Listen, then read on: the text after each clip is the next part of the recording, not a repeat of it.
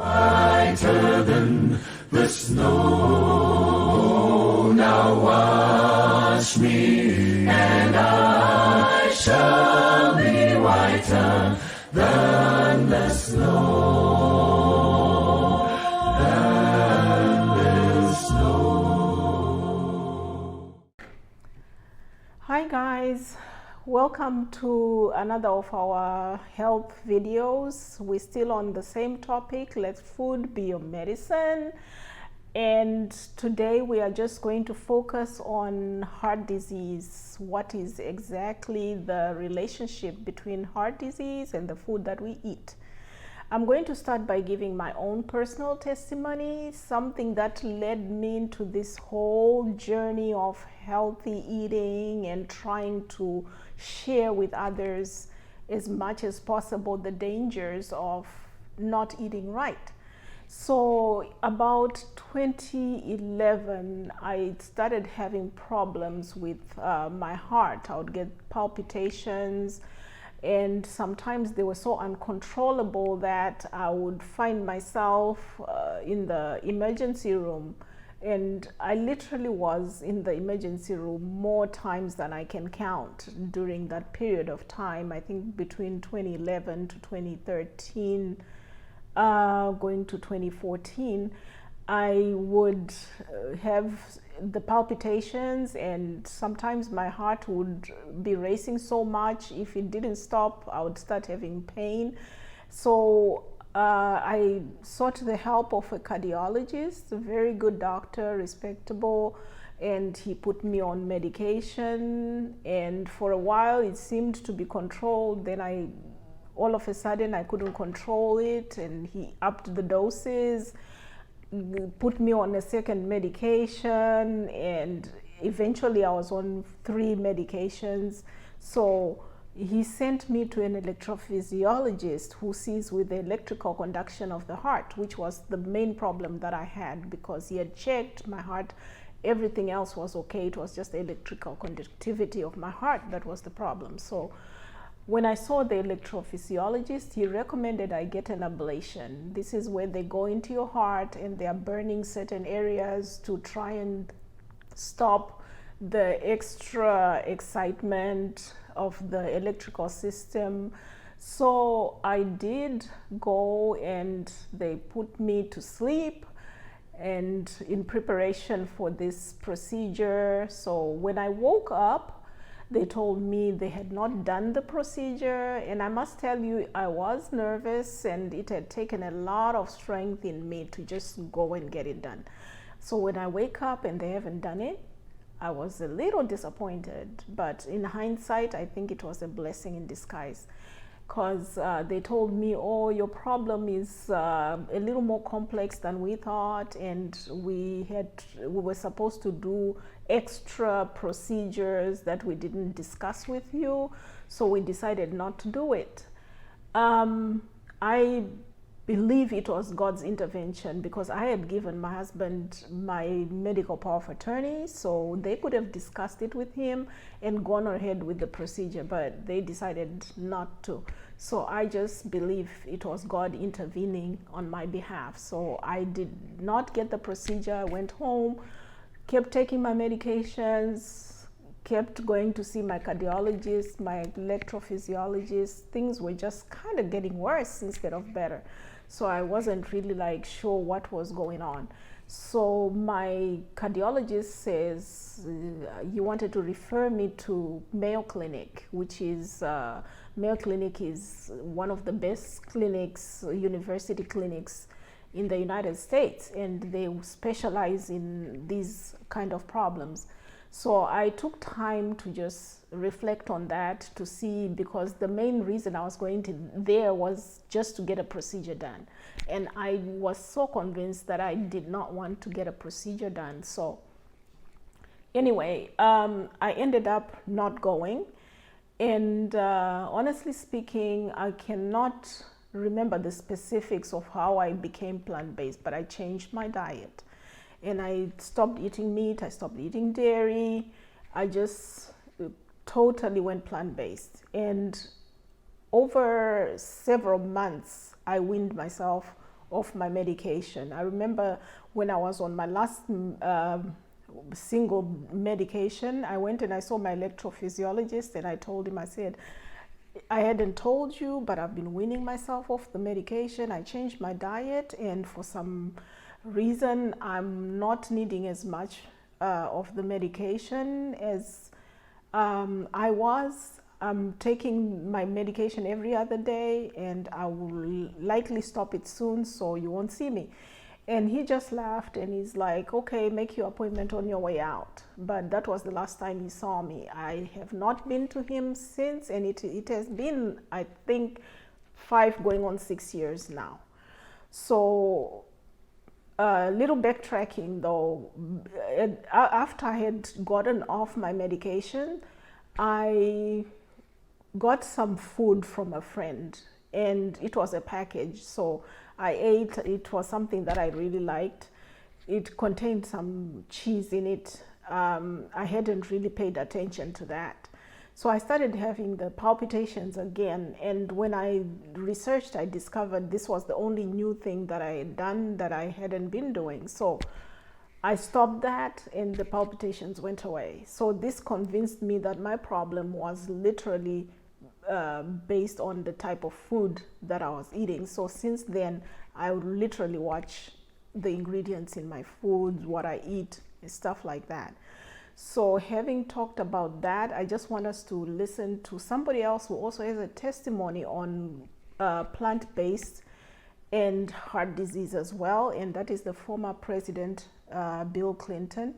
His problem is with the arteries of his heart, though not the electrical conduction. So I'm just trying to help you see that diet affects different problems, not just one heart problem, including congestive heart failure. So let's just listen to this short video and hear what he has to say about his own testimony regarding heart disease and diet.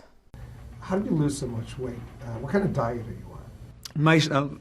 The short answer is I went on essentially a plant-based diet. I live on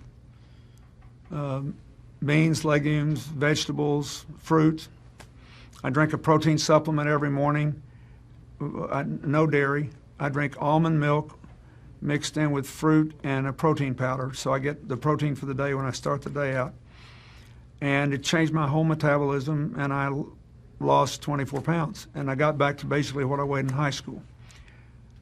But I did it for a different reason. I mean, I wanted to lose a little weight, but I didn't dream this would happen.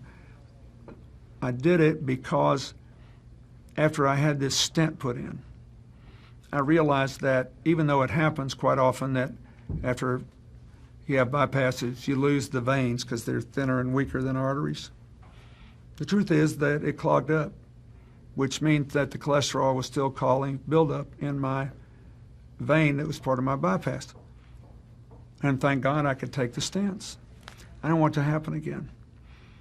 So I did all this research, and I saw that 82% of the people since 1986 who have gone on a plant-based, no dairy, no meat of any kind, no chicken, turkey. I eat very little fish. Once in a while I'll have a little fish, not often.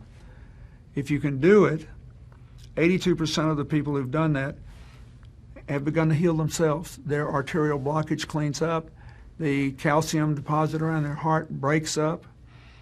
This movement has been led by a doctor named Caldwell Esselstyn at the Cleveland Clinic, Dean Ornish, whom you know, out in California, the doctors Campbell, father and son, who wrote the China study, and a handful of others.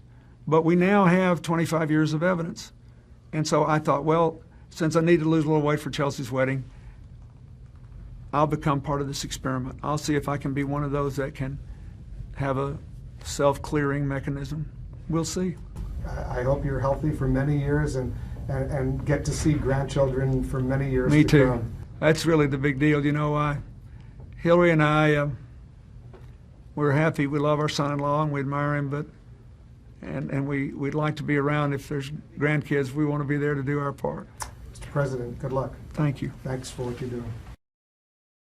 If you notice in the video, he talked about having had procedure and it didn't work until he became plant-based. So sometimes we may think we'll get procedures for some who are brave and are not afraid of procedures, but they are not healing. They are not taking care of our problem. Food, diet takes care of the problem. It brings healing. And that's the proof that we are seeing. I'm also going to give you another example of somebody who went plant-based and they had good outcomes. Now, the picture on your screen right now is that of Dr. Esselstyn. Dr. Esselstyn is a doctor, he's a cardiologist who has been studying a lot on plant-based diet and heart disease. If you go and Google his name and his work, you realize that he has done a lot of studies actually on plant-based diet and heart disease, and he treats his patients basically with diet, no medication at all. So Dr. Esselstyn also is the doctor who helped President Clinton when he was going through his journey on plant-based diet. So he wrote a book, Prevent and Reverse Heart Disease. And Dr. Esselstyn, like I said, has done a lot of studying on and research on heart disease and diet. Now, he had a colleague, a physician colleague of his who was an anesthesiologist that he worked with. This anesthesiologist was very healthy. He went to the gym. He was in his 40s. I watched an interview that they did on him, and he claims that he was working out regularly, no risk factors. He was not obese. He didn't even think he would have a heart attack, but he did. So after his heart attack, the picture you see there is on your left is where you see that arrow. That is the narrowing of the arteries of his heart. This is a picture that was taken when he had his heart attack. And so he had to go on a statin drug, which he refused. That's the standard of care. When you have a heart attack, they put you on statin, they put you on aspirin, they put you on an antiplatelet. And with him, he refused to get a stent like the one President Clinton had. He decided he would go plant-based because he knew the work that Dr. Esselstyn had done on healing people through diet. So he decided to do that instead. And look at that picture again on the right. If you see by the same arrow there, that is the same artery a year or two later, just solely based on diet. So he literally reversed his heart disease, his coronary artery disease, just by being plant-based. So imagine if he had started taking a statin, he would have had side effects, muscle weakness, and other side effects that come with antiplatelets, easy bruising, bleeding. Sometimes people even have hemorrhagic strokes. So he pretty much helped himself because he decided to just go plant-based. And note that he was exercising. So some people may say, I'll eat my meat and I'll go and exercise. But this is proof that you can be exercising and you'll still get your arteries clogged because of the food that you eat. And also there are people who say, oh, my doctor checked me last week and I'm fine. If you realize when you are the president of the United States, you get a physical done, a thorough physical, and I believe it's yearly. They make sure you're fit to be president. So when President Clinton had his problem, it was after his presidency, but imagine they had been checking him and clearing him, saying he was okay. So some tests may miss some disease, so you cannot really be sure. The only way you can be sure is taking charge of your health, taking charge of what you eat. I also have another example of how heart disease can be reversed by diet, plant-based diet. The graph that is on your screen right now, it's of actually it was like a study that had been overlooked in Norway during World War II.